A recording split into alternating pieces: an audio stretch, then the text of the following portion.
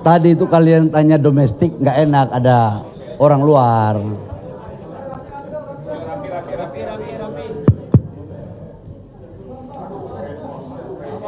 Sudah bisa? Ayo, silakan.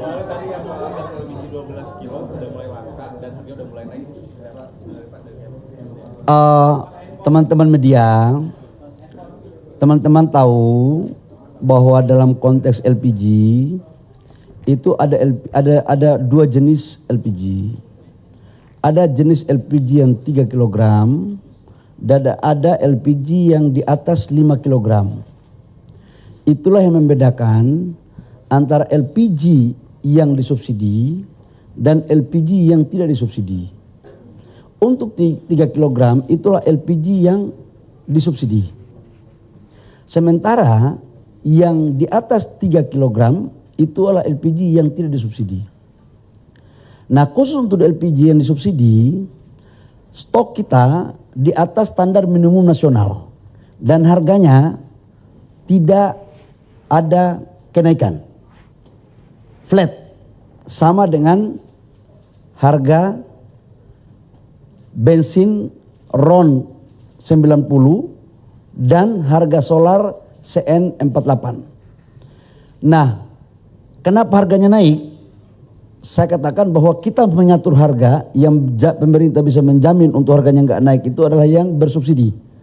Sementara yang tidak bersubsidi itu dipakai oleh industri,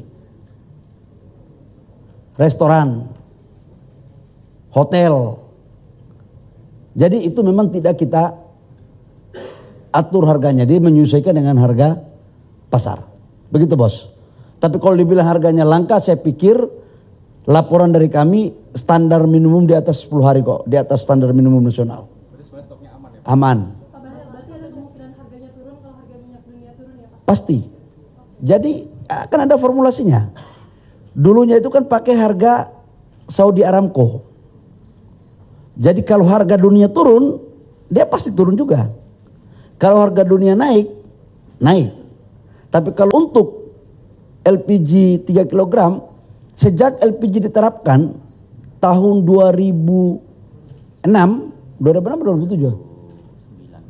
Enggak, 2006 atau 2007 LPG itu sampai dengan sekarang belum pernah kita naikkan harga dari pemerintah. Yang ada itu adalah dimainkan harganya di distributor dan pangkalan. Itu kira-kira. Dulu kalian masih ingat kan tahun 2025 Februari yang kalian juga hajar saya kan waktu itu. Waktu itu saya mau tata untuk betul-betul yang subsidi itu adalah yang menerima yang berhak dengan harga yang betul-betul sudah ditetapkan. Harga yang kita tetapkan waktu itu berapa? 17.000 sampai 18.000. Itu harga subsidi harus sampai di rakyat. Tapi kan ada yang sampai 25.000 waktu itu dibuat. Tapi begitu kita tertibkan kan ya macam-macam lah. Tapi ya udahlah sudah berlalu. Sekarang yang penting Hormuz baik kok. Bapak, harga BBM non subsidi kan udah ada yang naik ya Pak. Tapi kan pertama sama bensin belum naik, itu kira-kira bakal naik juga nggak sih Pak? Saya katakan bahwa kalau yang untuk BBM non subsidi itu ada penyesuaian harga. Tahap pertama mungkin sekarang dilakukan seperti sekarang. Tahap berikutnya kita lihat penyesuaian. Kalau harganya turun, ya nggak naik. Tapi kalau harganya begini terus, ya mungkin pasti ada penyesuaian. Karena kan yang bisa kita jamin negara, pemerintah bisa menjamin itu kan adalah harga subsidi. Dan itu kan peraturan Menteri SDM 2022 kan sudah jelas itu, ada formulasinya. Begitu ya Dek ya? Sampai berapa nggak bisa ditahan Pak? Hah? Naikkan harga besaran sampai... Ya nanti kita lihatlah. Kalau untuk subsidi gue bisa jawab. Langsung jelas dengan angka-angkanya. Yang mana? Kalau subsidi sampai dengan harga ACP dunia $100 tidak akan naik. Rata-rata. Sekarang average rata-rata dunia ACP kita dari Januari sampai tertanggal yang saya ngomong itu kurang lebih sekitar $76. Hari ini ya, kalau kemarin kan 77, kan pernah naik sampai 105, 106.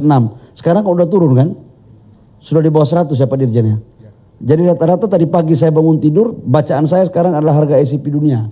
Dan ICP rata-rata, kita mungkin 76 sekian. Begitu. Kabarnya Sabtu kemarin tuh ada kapal tanker bawa LPG ke Indonesia, itu tuh sebenarnya pesanan Pertamina atau gimana?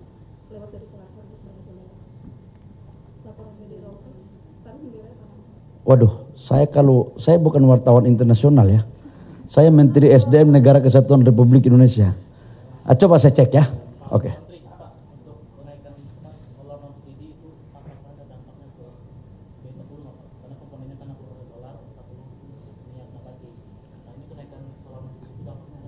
Solar subsidi, kalau non subsidi itu sekali lagi saya katakan harga pasar.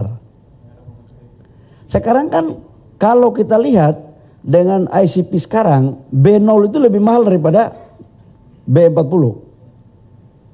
Nah, pasti ada koefisien pembaginya di situ, perhitungannya. Jadi pasti kalau pada saat turun ya turun, naik ya naik. Gitu, ya. Oke teman-teman.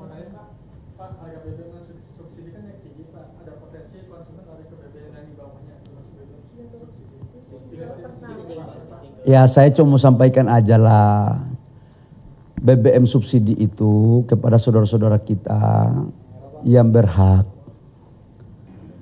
Jangan model kayak saya, kayak Dirjen, Wamen, karena harga BBM RON 98 naik, tiba-tiba mereka masuk ke subsidi.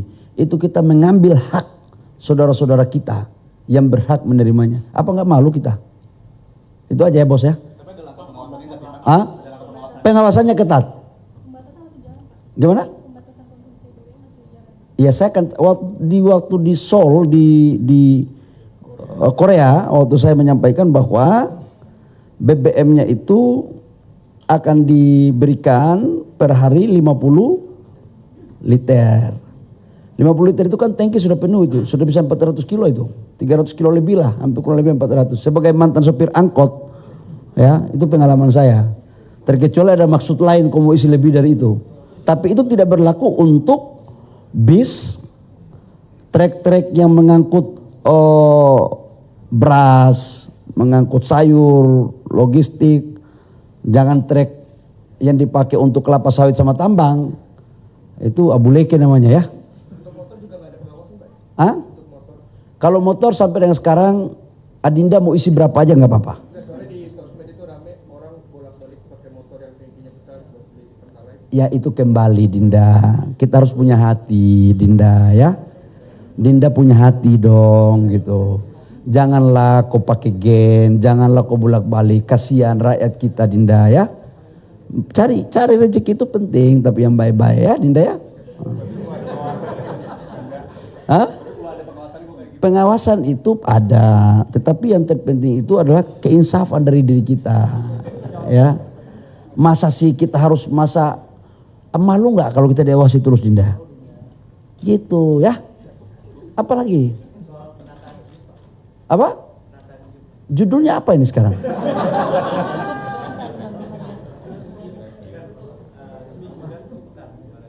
Oke.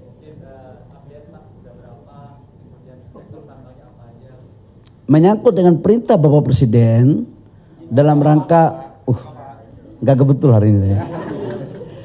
Menyangkut dengan penataan IUP yang atas perintah Bapak Presiden itu dikhususkan kepada IUP-IUP yang ada di dalam kawasan hutan yang meliputi hutan lindung, hutan konservasi, cagar alam, ataupun taman nasional, hutan-hutan produksi terbatas, atau hutan-hutan yang bisa dikonversi yang belum ada IPPKH-nya.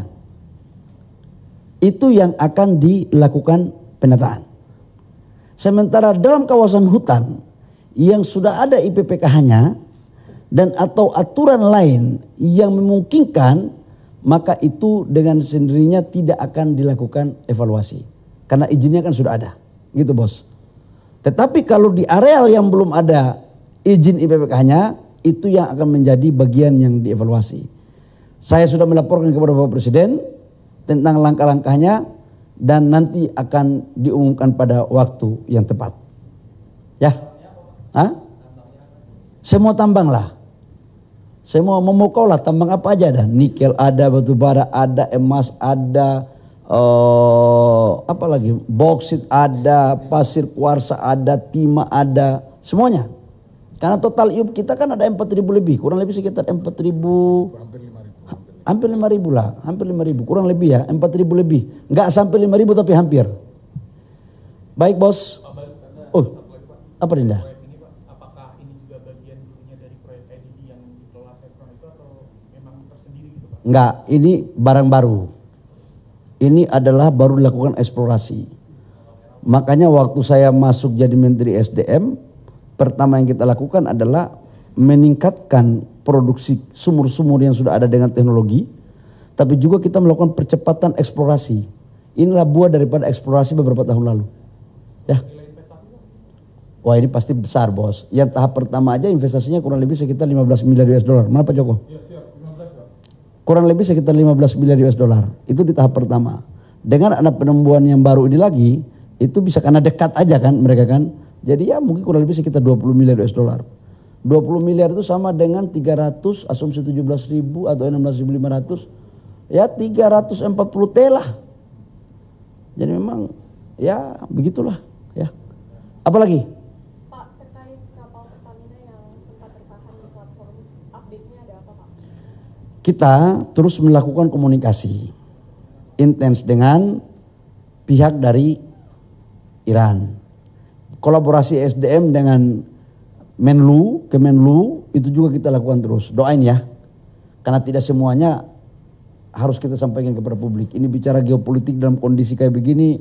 Ya boleh kita terbuka tapi jangan terlalu banyak terbuka lah. Nanti malu juga kita ya. Operator kapalnya katanya ini orang India ya Pak? Saya tidak tahu ya. Berarti saya harus jadi direktur operasional perusahaan itu baru saya tahu.